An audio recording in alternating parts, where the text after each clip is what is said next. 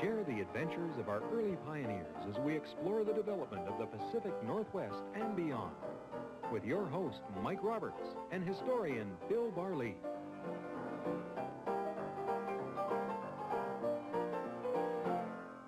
Welcome to Gold Trails and Ghost Towns. Mike Roberts and Bill Barlee, our tour guide, historian, and tonight teller of tales about chicanery in north-central B.C. Yep. And Mike, there are four major components to this particular story. And the four major components are the Union Bank of Canada, which was an old and early bank. Secondly, gold and silver coin and bills and so on.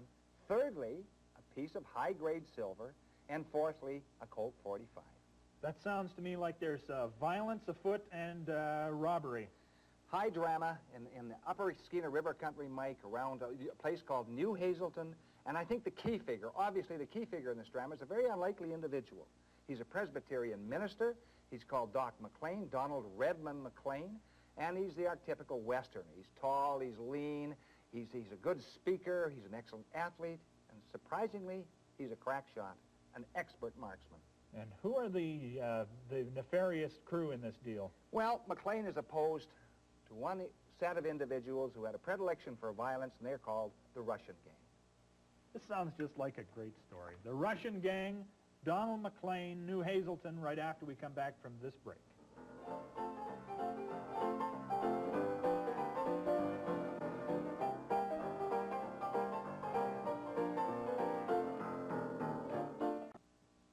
Welcome back to Gold Trails and Ghost Towns. Mike Roberts with Bill Barlee telling the story of New Hazelton and the Russian Gang.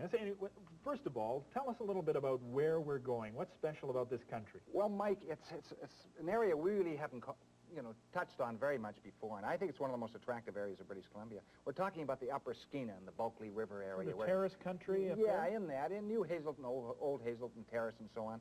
And this particular photograph gives us an indicator of what this country looks like. That's Rocher de Boule, that mountain in the background. The Bulkley River coming right into the Skeena River. And, of course, New Hazelton and Old Hazelton are about 3 or 4 miles apart. Are they in this shot? That little buildings on the left is what? That's right. That's New Hazelton. And on the right is Old Hazelton. Old Hazelton. Okay. Okay. And rather interesting in that there were many attractions in this country. First of all, it was Hudson's Bay Company, and there were hard rock silver mines and hard rock gold mines, both on Rocher de Boule. And of course, I think the most famous mine in the whole area was the Silver Standard mine. And this particular shot indicates the Silver Standard as it looked just about the turn of the century. And there are other mines too. Rocher de Boule. Here's the tramway coming down from Rocher de Boule, coming right down into and carrying the ore from Rocher de Boule right down into that company down there. And they were pounding ore down there. Well, sure they were. By a ton load. Sure. And the result was Old Hazelton was a significant town on that upper Skeena. And at that particular time, before 1912, they had pack trains coming into the town, and they had stern wheelers, and this is a shot of one of the pack trains coming down into... Is this the old BX-style pack train? Or? Yeah, but probably Jean-Claude Cataline was the individual there, you see. Cataline? Yeah, Cataline, the famous packer of the North, Mike. And, of course, the pack trains gave way eventually to the real trains. The Grand Trunk Pacific came in, and this next photograph shows you the Grand Trunk Pacific. Those are the goofiest-looking locomotives I've ever seen. There must be, what, 1, 2, 3, 6 of them there? Yeah, about 6 of them. They're little work locomotives, and the Indians have come down to see what they look like, because they've never seen a train before in that upper Skeena country. And, of course, the result was the train went on the other side, and that gave rise to New Hazelton.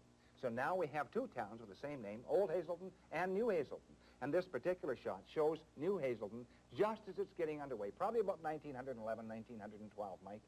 And the next shot shows New Hazelton in 1913, okay? And so now it's becoming a town of some importance on the upper Skeena. I see there's even a gaming club there. Sure there is. You know, for billiards and things. So there's an establishment. About how many people here now? Oh, probably 500 or 600 at that time, maybe a little more. Fluctuating population, a lot of people coming in town and out of town, Mike, all the time. A lot of money changing hands. Well, sure. Silver's worth something. Yep. Which leads us to this Union Bank of Canada checkbook. What a wonderful little artifact this is. Yeah, it's a great artifact, Mike. And, of course, in a town like that, they had to have a bank, and the bank was the Union Bank. Now, this attracts all sorts of strange individuals, and now we come to the Russian Gang. Now, we have to look back a little bit, 1 or 2 years on the Russian Gang, Mike. And Tsar Nicholas in 1913, we think, exiled a group of 6 individuals from Siberia. Now, they were already exiled to Siberia. He doesn't even want them in Siberia. They're so violent. There's that. So they leave Siberia on pain of death. And they're led by a guy called the Pockmarked Man, okay, Zakharov Bekukarov. He was a very strange individual. And he's the leader of the gang. And they somehow come into Canada. And they begin, and of course they're broke, they haven't any money, so they begin looking around. And they spot New Hazelton. Well, New Hazelton is made to order. There's a bank on the main street, and this particular photograph shows the old bank on the main street, probably in 1913, when the Russian gang arrives. And they look around. There's no lawman in New Hazelton. There is an old Hazelton, but not New Hazelton. So they break into the bank, all 6 of them, and they hold up the teller, and they escape with a magnificent sum of $16,000. This is payroll for the construction workers. That's obviously a major haul. Well, sure A major robbery in British Columbia's history, right You there. multiply by 40, Mike, and you come to over $500,000. And of course, they escape, and they go over, they take the only route out, when the only route out is over this particular bridge, the Hegowit Bridge. That is the flimsiest looking contraption I've ever seen. Yeah, put together by rubber bands and string and everything else pretty well, Mike. And it was probably the most famous of the early bridges in British Columbia. In fact, it was so daunting to people that some people went across on their hands and knees, and I can't blame them. I can't blame them either. And the gang probably ran across it. And what they do, they thread their way down through the interior of British Columbia without being discovered, Mike. They cross over the boundary line, and they go into Washington State. And in early 1914, actually in January of 1914, they come into a little mining town called Granite Falls. They hold up the bank there. They get $1,500.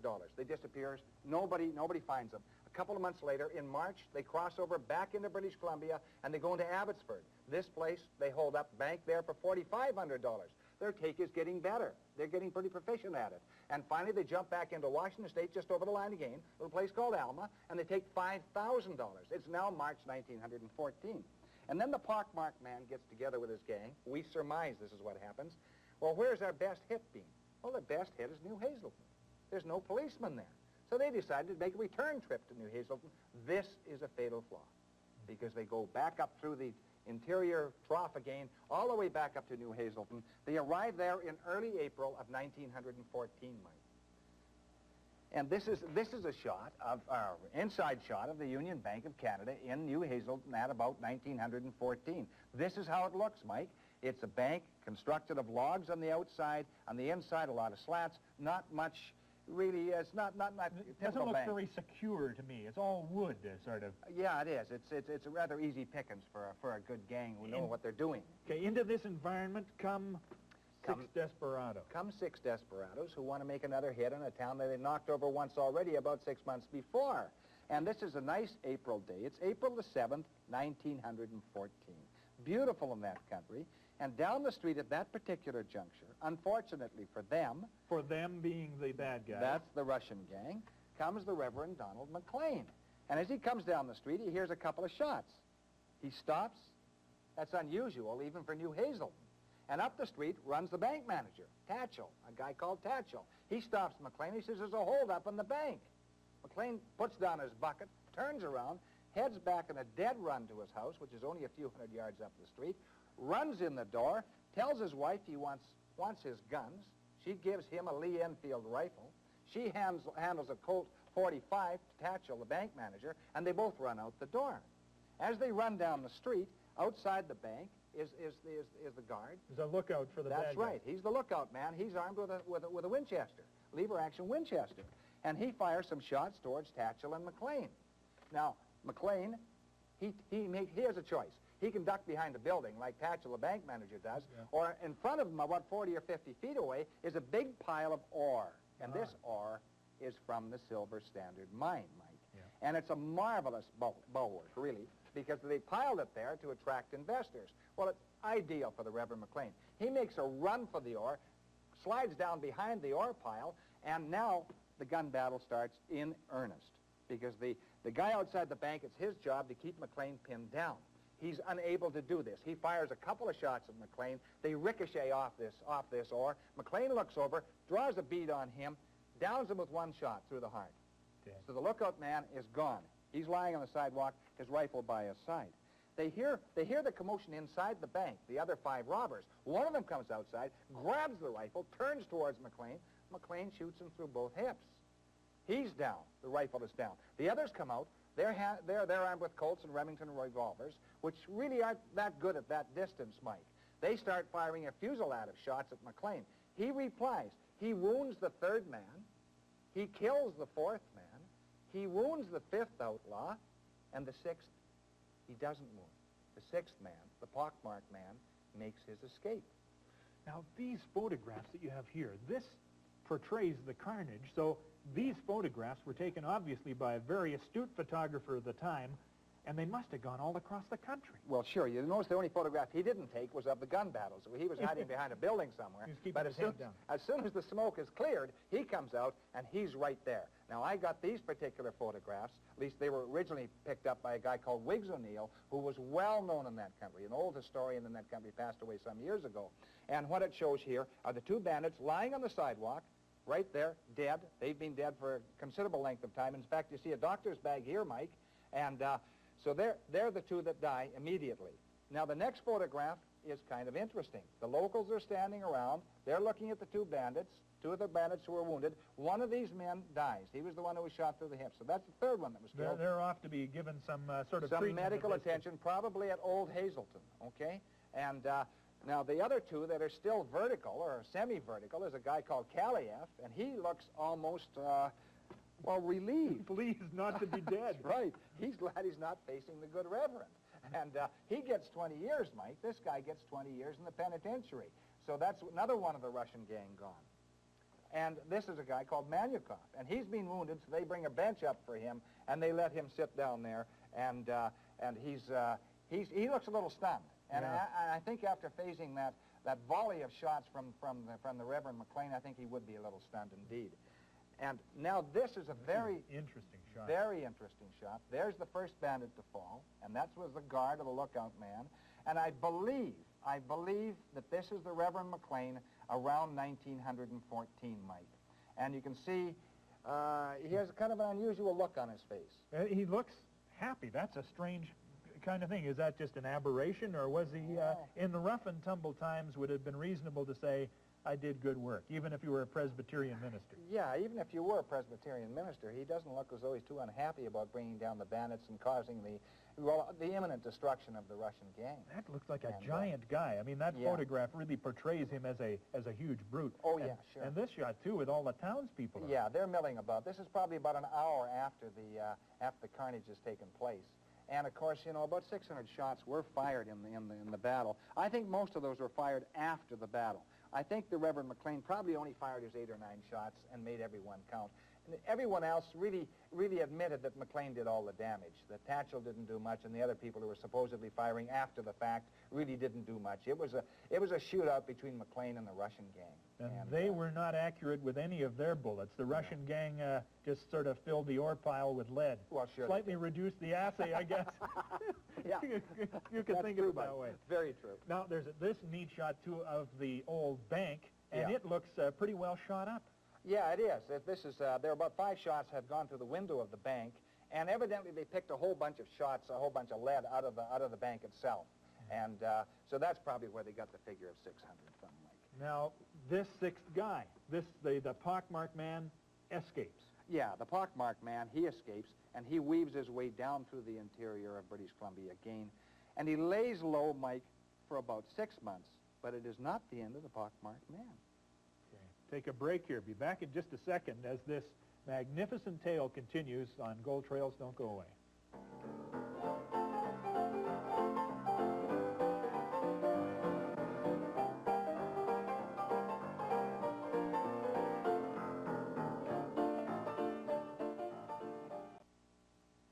Welcome back to Gold Trails and Ghost Towns, the story of the Russian gang and its lone survivor, the pockmarked man, now heading back to the United States. Yeah, Zachat Bekirazov goes back into the United States, and we think he lays low for about 6 months, Mike, but actually he isn't. He is not completely idle.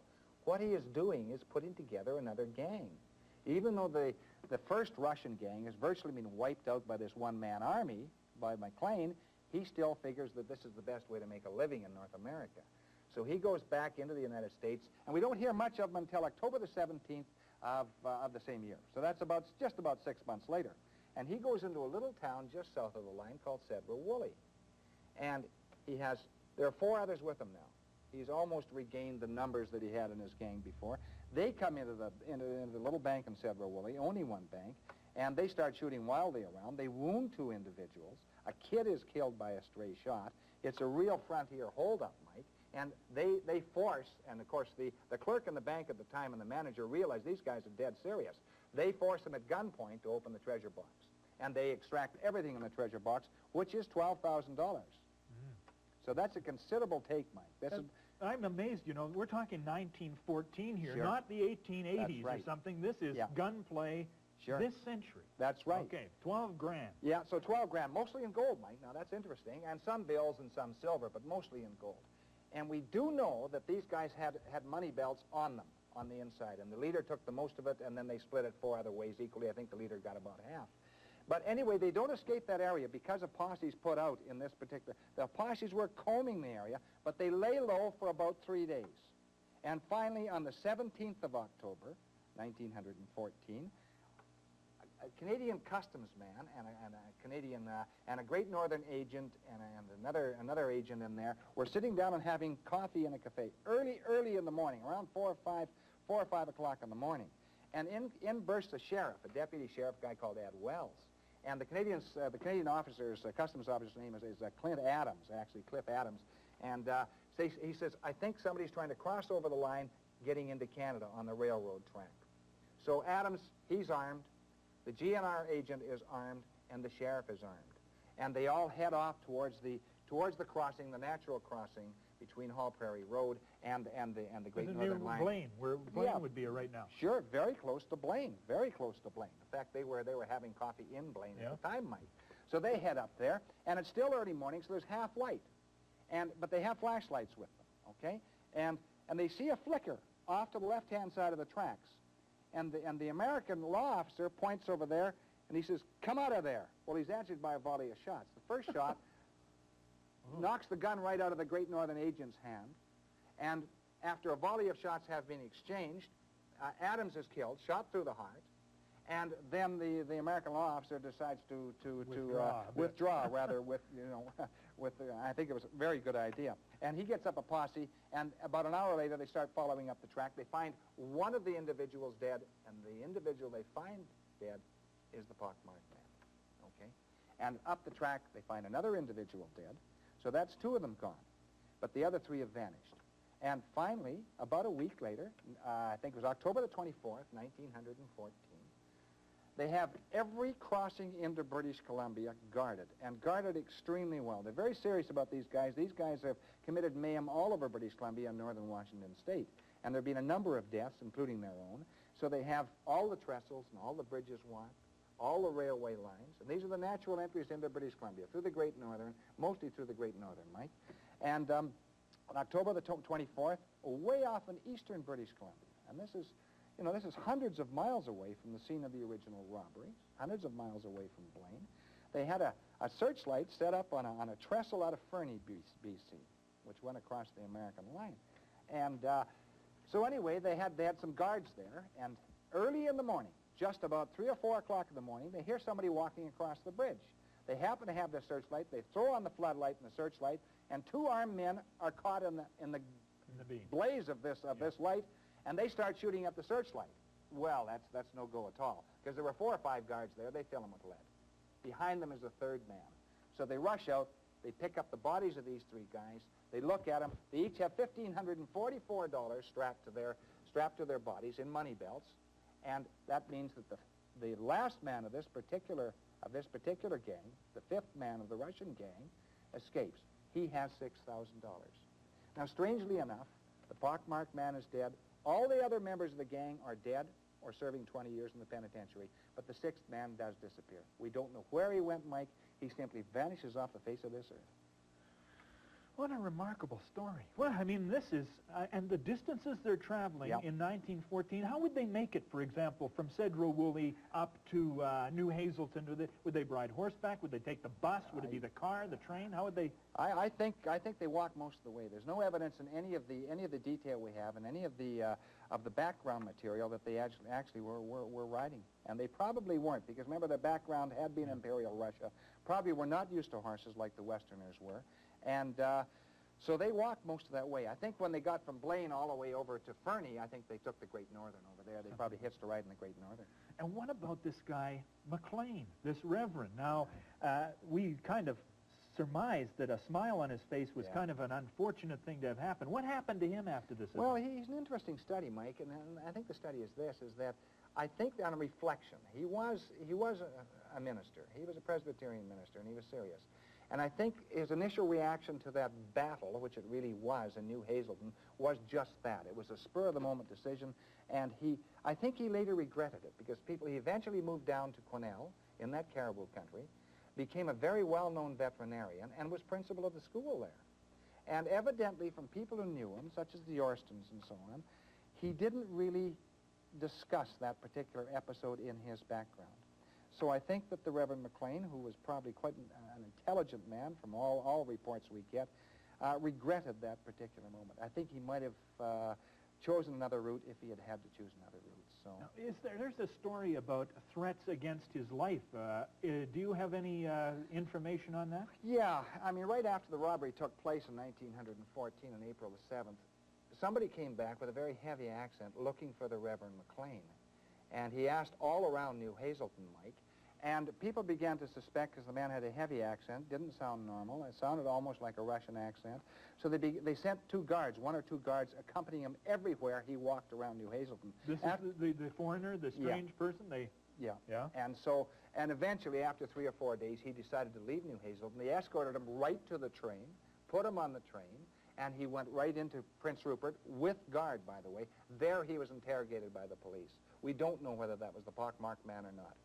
Or the survivor, or who it might have been. Yeah. Now, the fact that this gang is called the Russian Gang, and exiled by Tsar Nicholas from Russia, do we know anything about where they might have entered, or other banks they might have knocked over? Well, I think they probably came over on ship, Mike. I think certainly they came over on ship, and then probably landed. I think they probably landed at Prince Rupert and made their way inland east from Prince Rupert. That's a fascinating story, and it must have traveled around the world. Oh, sure it did. Yeah. One of the great gunfights of the Old West is not well known, not even in British Columbia.